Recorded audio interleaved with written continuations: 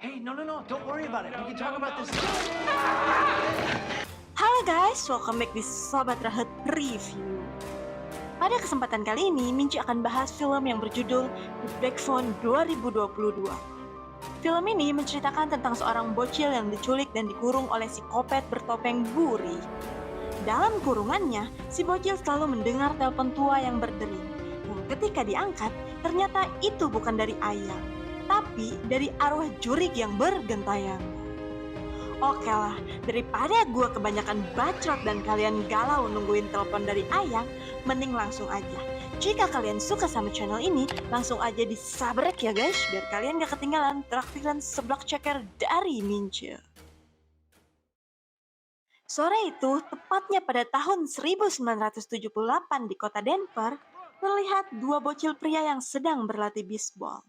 Si pelempar bola bernama Piney dan si pemukul bernama Bruce. Pada latihan sore ini, permainan dimenangkan oleh tim Bruce. Keesokan harinya, saat Bruce sedang JJS santuy sambil tebar pesona pada ciwi-ciwi, tiba-tiba ia melihat sebuah mobil pen hitam yang berada di depannya.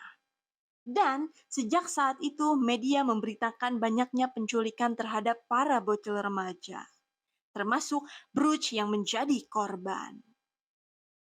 Kemudian, scene berpindah pada Piney. Di rumah, ia hanya tinggal bersama Gwen, sang adik, dan si ayah yang sedikit keras dan kasar. Sedangkan ibu Piney diketahui telah mojiar akibat diskon nyawa. Saat sedang OTW sekolah, Piney dan Gwen menonton temannya bernama Robin yang sedang gelut adu jotos melawan Mose si preman sekolah.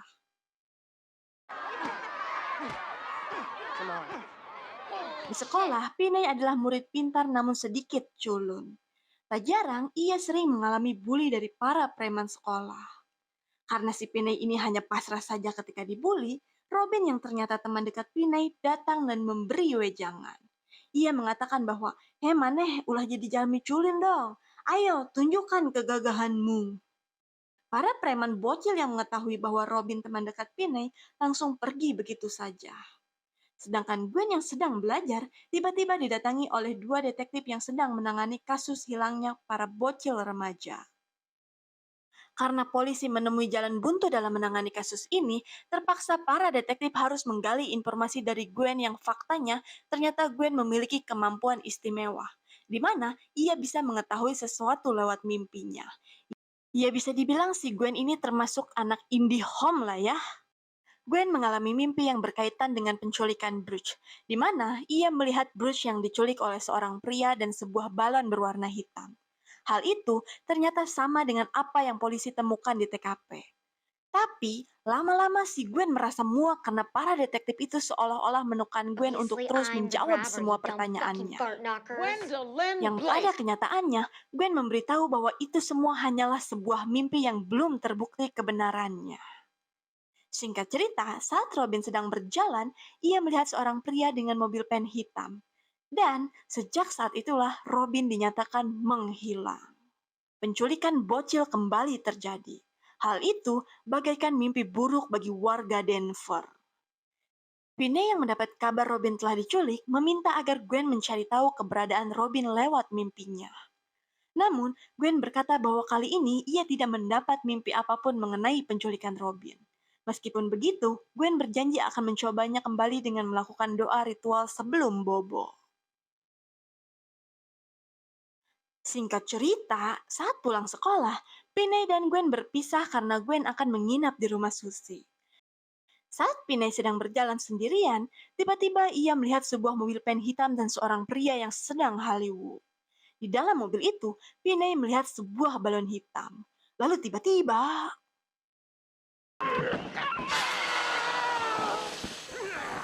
Pria itu menangkap Piney dan membiusnya. Dan kini, Piney menjadi korban penculikan itu. Piney dibawa dan dikurung di sebuah ruang bawah tanah yang kedap suara. Di sana, ada sebuah telepon hitam yang kabelnya sengaja telah diputus. Sedangkan Gwen yang mendapat kabar bahwa sang kakak telah diculik menjadi sangat panik. Hari demi hari terus berlalu. Dan anehnya, Gwen sudah tidak lagi mendapatkan petunjuk apapun dari mimpinya. Saat Piney sedang tertidur, tiba-tiba telepon itu berdering. Lah kok bisa? Padahal kabel telepon itu telah terputus. Saat Pinay hendak menjawab telepon itu, tiba-tiba si penculik bertopeng burik Doesn't datang. work. Si Grabber mengatakan bahwa Pinay tidak boleh menjawab telepon itu karena telepon itu sudah tidak berfungsi. Saat si Grabber pergi, Pinay berteriak sekencang-kencangnya.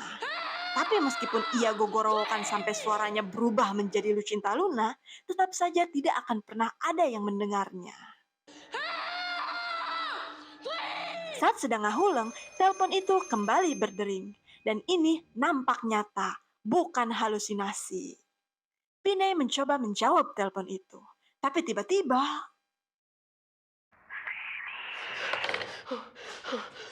terdengar suara seseorang yang memanggil namanya. Hal itu membuat Pinay sedikit ngorejat. Kemudian telepon kembali berdering. Pinay yang penasaran memberanikan diri untuk menjawab telepon itu. Dan kini suara pria yang tak asing terdengar dari telepon. Yang ternyata itu adalah suara Bruce. Di sini diketahui bahwa Bruce ternyata telah modiar. Dan arwahnya berusaha berkomunikasi dengan Pinay melalui telepon hitam. Bruce memberitahu Pinay bahwa ada sebuah keramik yang retak. Ia menyuruh Pinay untuk menggali membuat lubang jebakan. Setelah beberapa hari, kini Gwen kembali mendapat mimpi, di mana ia melihat Bruce yang diculik dan Pinay yang berteriak meminta tolong di sebuah rumah. Sedangkan Pinay terlihat mengikuti perintah Bruce. Ia mulai menggali lubang di lantai. Sedikit demi sedikit akhirnya lubang itu terbuat. Dan Pinay pun langsung menutupi lubang itu dengan karpet. Tak berselang lama, si Grabber datang membawakan Pinay makanan. Setelah itu, ia pergi begitu saja tanpa mengunci pintunya. Dirasa itu adalah kesempatan untuk kabur, Pinay mencoba keluar. Tapi langkahnya terhenti saat telepon hitam itu kembali berdering. Don't go upstairs. Dan kini yang menelpon Why not? adalah arwah seorang pengantar koran bernama Billy. Si Billy mengingatkan agar Pinay tidak pergi ke atas, karena itu adalah sebuah jebakan. Si Kopet Grabber sengaja tidak mengunci pintunya agar Pinay membuat kesalahan. Go. Dan si Kopet jadi mempunyai alasan untuk mencambuknya hingga modar. Seperti apa yang Billy alami. Jadi intinya, si Kopet Edan itu hanya menunggu korbannya untuk berbuat kesalahan. Dan setelah itu, ia langsung membunuhnya begitu saja. Pinay yang penasaran mencoba melihat ke atas. Dan benar saja, si Kopet itu sedang ngajublog sambil memegang cambuk di lengannya. Dan Pinay pun kembali menuruti perintah arwah itu. Singkat waktu, Billy kembali menelpon. Kali ini Billy memberitahu bahwa ada sebuah tali yang sempat ia sembunyikan di balik dinding. Ia menyuruh Pinay untuk menggunakan tali itu memanjat dinding dan memecahkan jendela. Sementara itu, Gwen kembali mendapat mimpi. Ia melihat Billy yang sedang mengantar koran di sebuah komplek perumahan. Yang kemudian ia dibawa oleh sebuah mobil pen berwarna hitam. Bahkan ia juga melihat pria bertopeng burik yang sedang ngajublek di sebuah rumah. Di sisi lain, Pinay terlihat sedang membobol jendela. Tapi sia-sia saja. Ternyata kacanya terlalu tebal dan sulit dihancurkan. Gwen yang merasa komplek itu tidak asing baginya, langsung memberitahu si ayah dan Pak Detektif untuk menyelidikinya. Detektif mulai mendatangi rumah-rumah yang berada di komplek. Sampai akhirnya ia bertemu dengan pemilik rumah yang bernama Max. Detektif menanyakan apakah si Max pernah melihat Pinay. Tapi bukannya menjawab, si Max malah ngebacot sambil berkata bahwa sebenarnya ia juga sedang menyelidiki penculikan yang sangat meresahkan ini. Max juga mengatakan bahwa sebenarnya ini bukan rumahnya, melainkan rumah saudaranya. Dirasa tidak menemukan petunjuk apapun, si detektif pergi begitu saja. Dan faktanya, tanpa Max ketahui bahwa sebenarnya si Pinay berada tepat di bawah rumah itu. Saat Pinay sedang ngejedok, tiba-tiba ia melihat jurig seorang bocil remaja. Jurig itu menunjuk ke arah telepon. Karena penasaran, Pinay mengangkat gagang telepon itu. Hello? You don't have much time. The grabber hasn't been sleeping. Dan benar saja, ada suara seorang wanita yang bernama Griffin. Ia memberitahu Piney bahwa si grabber sedang tertidur dan menyuruh Piney untuk segera pergi. Namun, sebelum itu, Griffin menyuruh Piney untuk melihat sebuah tembok yang terdapat kode angka untuk membuka gembok pintu utama. Setelah itu, Piney diam-diam mencoba untuk kabur. Meskipun di ruang utama ada si grabber burik yang sedang duduk sambil molor. Dengan rasa deg-deg ser, Piney berusaha membuka gembok itu.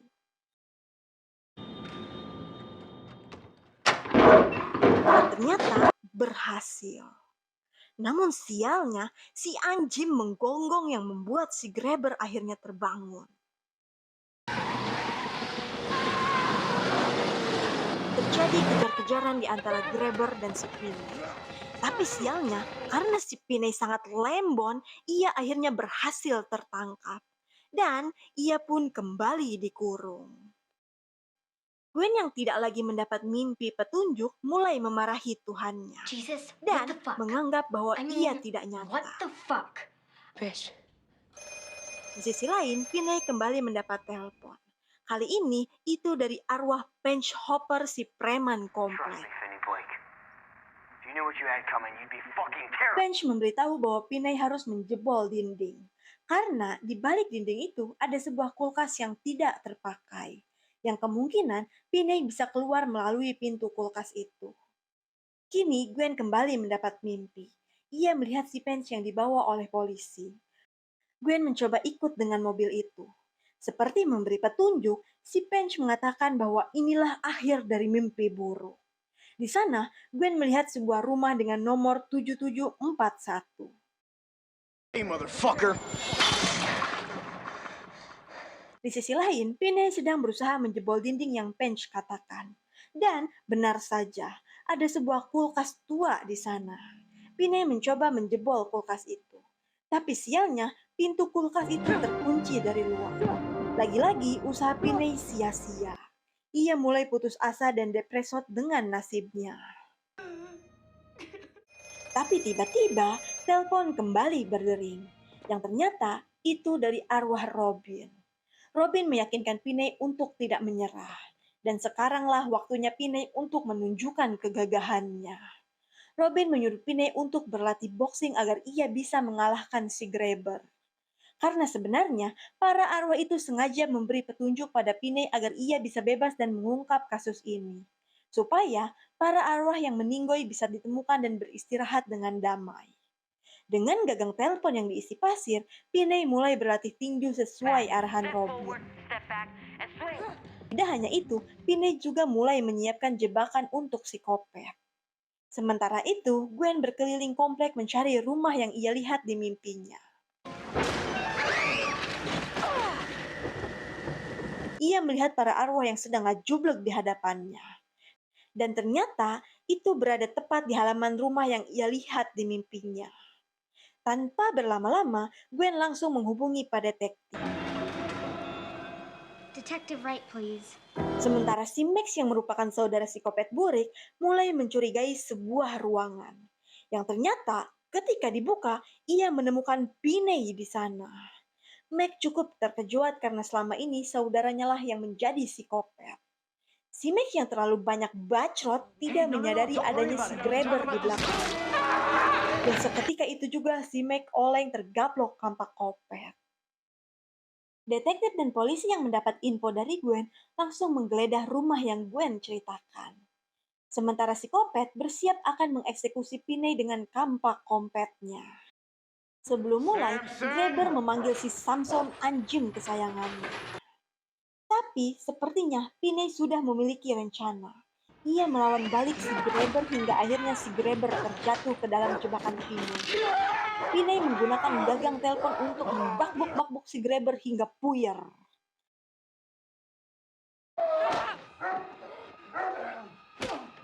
Dengan rasa hewa dan emosi, si Piney langsung ngabilet leher grabber hingga sekarat.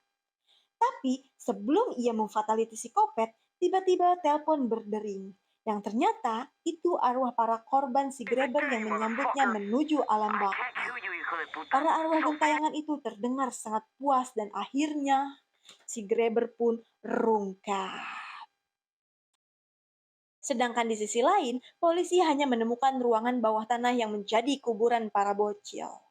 Dan faktanya, ternyata Piney disekap di rumah yang berbeda, yaitu di depan rumah yang sedang polisi geledah. Setelah Piney berhasil selamat, sang ayah datang dan langsung meminta maaf kepada anak-anaknya, terutama kepada Gwen yang tidak pernah mempercayai perkataannya dan mimpinya.